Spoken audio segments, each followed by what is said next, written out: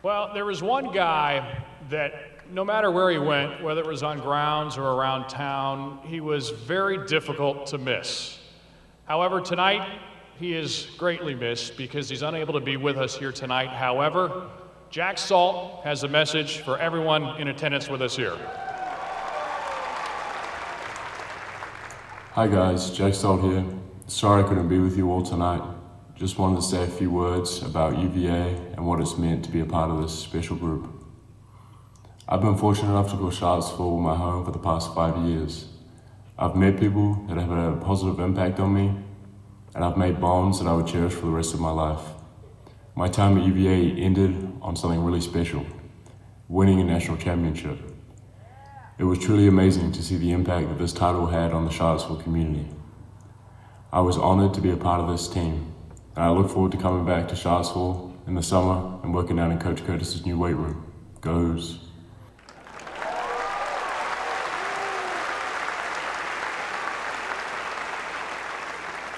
Thank you very much, Jack. And I will tell you this, it's time to welcome a trio of Wahoos who all arrived here at the same time. And to a man, every one of them was never afraid to dream. They all dared to dream from the first time they arrived here at UVA. Ladies and gentlemen, let's welcome them to the stage. DeAndre, Ty, Kyle, come on down.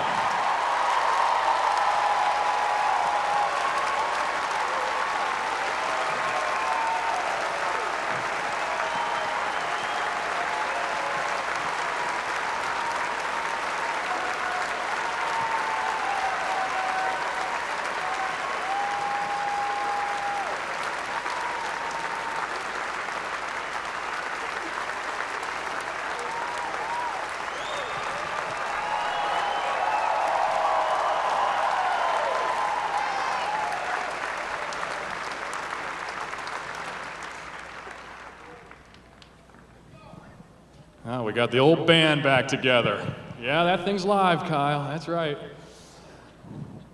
That's right. And that better not be the best thing you say tonight, DeAndre. Come on, baby. All right, let me start here. I had just mentioned the fact that for you guys, you dared to dream. And all three of you guys, I want to go back in time. Coach talked about your recruiting visit. You were the last one to sign here. And I remember that weekend well as well. It was around Paint the Town Orange. Kyle, you had some thoughts for these guys and shared some sentiments in the car driving around. Again, you dared to dream. Tell us a little bit about what you remember. Yeah, so you rejogged my memory about this. But we were in the car, I think we were in the Red Rocket, the truck that had been passed down from Joe Harris all the way down. And we were trying to convince our friend here to come to this wonderful university. He had another visit set up with Miami afterwards. And I remember telling him that we're going to raise a banner with or without you.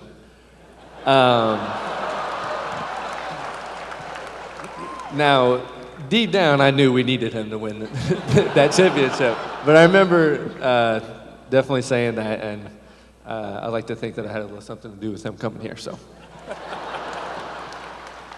DeAndre, do you remember that conversation? What was going through your head when he said that to you? I was just trying to get through the visit, trying to get on to my next visit. Well, you showed him. Hey, I didn't really know Kyle that well, so I was like, whatever. What's this guy talking about, huh? Do you remember that moment, Ty? You don't remember it either. Kyle, you and I got this. He's just mad because Dre didn't like him at first.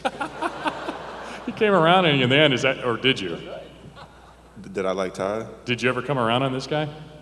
Eventually, yeah. Took a little while. Yeah. Took some doing. In the beginning, though, I wasn't a big fan. All right, so you guys have been doing your own professional endeavors since we last saw you guys at Scott Stadium. Ty, I wonder if you can tell me what it was like flying back in here and coming back to Charlottesville for the first time in a long time. Just so excited. I've been so excited for this weekend. to experience this night with all these wonderful fans, my teammates, our wonderful coaching staff, my family, and everybody else's family for so long. So, last night in the flight and when I landed this morning, I was just so excited, and it's finally here. So. And DeAndre, I didn't realize that this at the time. I had that question set for Ty, but after your trains, planes, and automobiles getting here, we weren't sure if we were going to get you here. You just landed. What were your emotions like trying to get here? I was super frustrated. My mom was calling me, Ronnie was calling me, unknown numbers were calling me, Ty was calling me, and I just was like, I can't help it. Like, I got an Uber there, and I just had to wait it out. Folks, there may never be any more airline tarmac rage than what he was dealing with tonight, trying to get here for his ring ceremony. But all right, let's take a walk down memory lane, shall we? Here a little bit further, even more recent, as a matter of fact. But I want to open this up for you all to discuss the tournament run, and I think we'd be remiss if we didn't talk about that Gardner-Webb game, because I know it was obviously central to the whole run that you made. You don't get past that one, we're not having this conversation.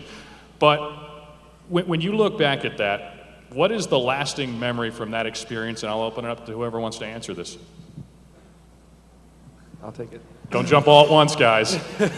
I think just the halftime of that game was one of the most, inspirational things ever, just because of what we've been through the year before in the same position, to be in that position again. We've been waiting all year to be the #1 seed again and try to, redeem ourselves.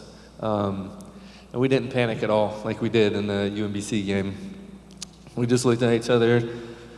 I was laughing a little bit, chuckling, just looking at Ty like, all right, we're good. He doesn't say much, so I don't remember saying anything to him, but I just remember we were all on the same page. We were going to do whatever it takes to win, leave it all on the line, and we did that. And the feeling when it was all through, Ty? That game.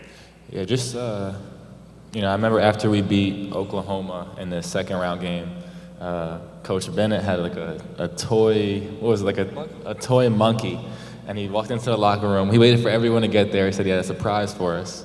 And he walked into the locker room with a monkey on his back, and he ripped it off and threw it, slammed it to the floor, and started jumping around going crazy. He said that, and he's like, the monkey's off our back. Yeah, so that's what it felt like, honestly, just to get through that game, because when we were down 14, I'm not gonna lie to you, I'm not gonna lie to any of you, I was really scared. So, but just like you said, once we got to halftime, everyone was calm, and to get through that game, it was just a relief, and just get our feet under us. Yeah, but the heart attacks didn't end there.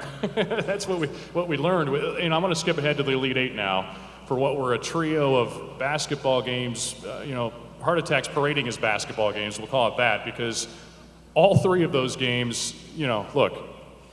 We've seen a lot of basketball through the years. I don't think anybody's ever seen anything like that. Have any of you guys ever experienced a run of games? You played a lot of basketball through the years. Anything resembling that, regardless of stage? Not at all. No. You third that emotion. March 30th. Me, one was I ran into the stands to hug who is now my wife, which was unbelievable. Congratulations. Yes, please clap, yes. But that was an unbelievable moment for me, because she was the one that, was with me after we lost to UMBC when I was, didn't want to go to class. I was crying every day, like, just going through it. So that was incredible for me. And then we had been talking about winning national championships since, like I said, we were recruiting him. And to watch one shining moment when we were sitting down on the podium together watching that, we had already cut the net, and just sitting next to these guys watching that was one of the most incredible things I've ever experienced. Great. Yep. Dre, did you have a favorite moment of those three? Yeah, I have to say it was in the championship as well. It was when Braxton was at the free throw line, I believe, at the end of the game. And it was me, Kyle Todd, and we were at half court, and we were just like, I was like, there's no way we're about to win a national championship. And I just kept saying it over and over, and it was like, I just kept saying it, and then got the rebound, game was over, I threw the ball in the air, and it was happening, so it was just crazy.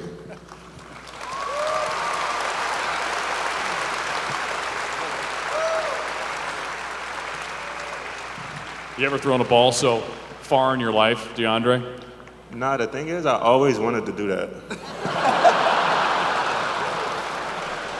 So that was pre-orchestrated, is what you're Yeah, saying. I used to watch the NBA finals, and dude would launch the ball into the stands, so I was like, if I ever get the chance to do that, I'm gonna throw it as high as I can.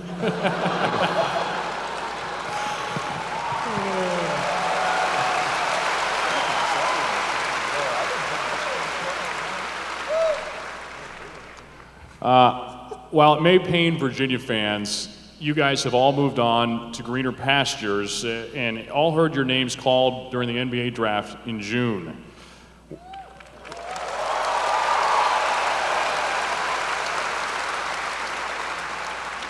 And while you're all on different teams now, I have to think that that bond that you guys have had going through everything that you have, not just last year, not just the year before, but before that, will take you guys for the rest of your life. As evidence, I want you to watch this video here and tell us a little bit about what we're seeing.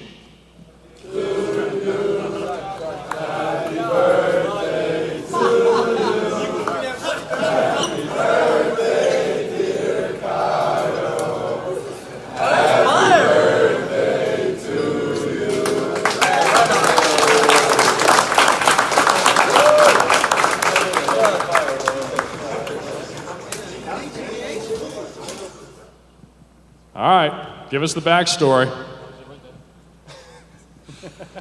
To my understanding, they were kind of forced to do that. So it was kind of a publicity stunt, if we're being honest. No. Yeah, he's being right, serious, he's right. but go ahead. He's right. So you didn't bake that cake yourself? No, Ty? no. So we were sitting down at lunch. It was during like a rookie photo shoot we all had. We were sitting down, and a guy came up to Dre and I were sitting at the same table, and a guy came up to us and said, "Can you bring this cake over and sing Happy Birthday to Kyle?" And we immediately said no. Not you guys, no. Coach was just talking about unconditional love now, and come on. And then he was like, he started laughing, and we're like, "No, actually, no." And then we ended up doing it. But. Hey, twist your arm a little bit, huh, Dre? Yeah, I didn't want to do it. And I'm guessing you still haven't gotten a birthday gift from either of these jokers, have you? The cake. The cake, which you forcibly gave him. I'm not sure they texted me. I think they just put something on Instagram. That was it. So it's impersonal. We were with you. You right. Man, well, way to shatter my entire image of that video forever, guys. You wanted the truth. Appreciate that. No, we do. We want the truth here. All right. So how often are you guys still in touch before we wrap up this conversation? Every day. Every day. We're being honest. Of course we can be honest. All right, what happens is we text each other about once a week, but we have Twitter DM and Instagram DM where we send funny videos. I'm the only one who sends anything.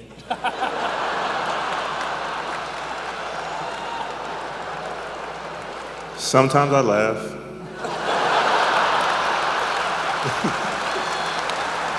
I'm sending like 3, 4 a day, and I'm getting one laughing face every 10. Man, he's carrying a lot of weight in this relationship, fellas. Jeez, looking bigger, all that weight he's carrying.